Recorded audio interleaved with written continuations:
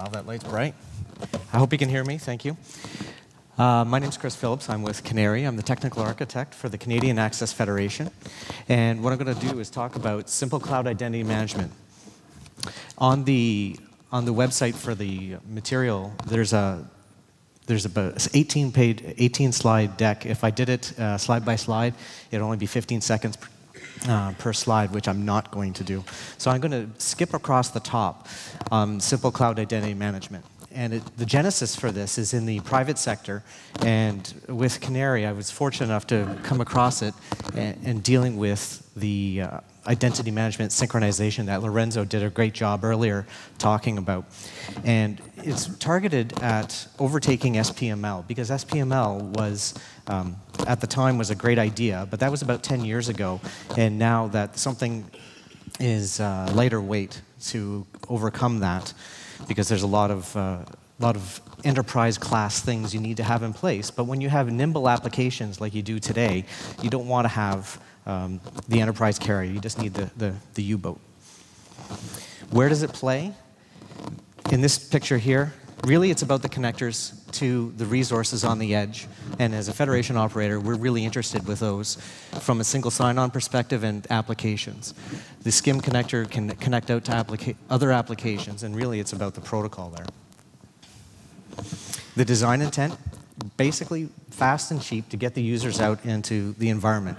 And coming from a Federation operator, you'd think that why are we talking about provisioning when we really want single sign-on?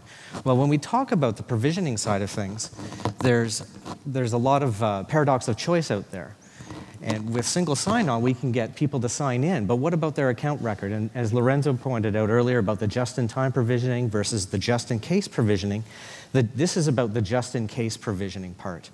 And as we have today, a lot of people in the audience probably have a bespoke configuration, a custom-built one. And so as you build these things out, you're going to have a very custom environment.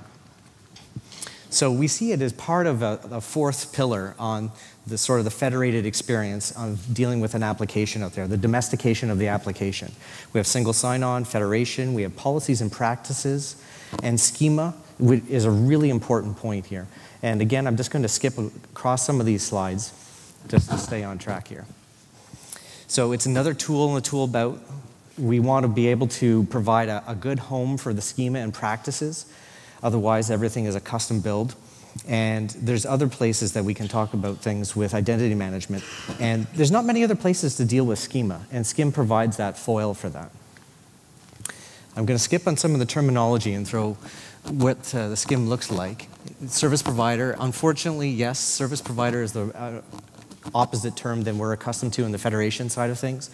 And the consumer is more like the application. And so we have REST API in between. The schema started from portable contracts, and some people may be asking themselves, why is this not inet.org? Well, there's a lot to be dealt with multi-valued attributes and having a rich data model or a way to encapsulate that. So take a look at the portable contracts and see how you can hammer some of your custom model into there. EduPerson is also a thing that can be encapsulated within the SCIM environment too. There is mapping going on between the inet.org person and the AD side of things, and especially with the SAML. In the SAML, there's a trust environment that we can leverage. So the just-in-time or just-in-case provisioning that Lorenzo had talked about, and again, thank you for that extra stuff at the beginning to really cement some of the places where this can be applied to. There's another talk that Tom Zeller from Internet2 provided that has a really good, really lightweight axes about how things are going and how they compare and contrast against each other, and I recommend you take a look at it. It's licensed, Open Web Foundation, so it's available today. It's in a 1.0 state. It's gone to the IETF.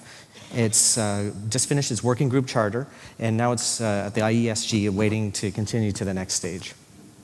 If you're looking for timelines, basically the 1.0 you have about a year to really leverage it. It's already been out for about half a year. And about in 2013, summer 2013 will be a place to have some things. And in the last few dying seconds, I'll work in, it's not all about sunshine, lollipops, and unicorns.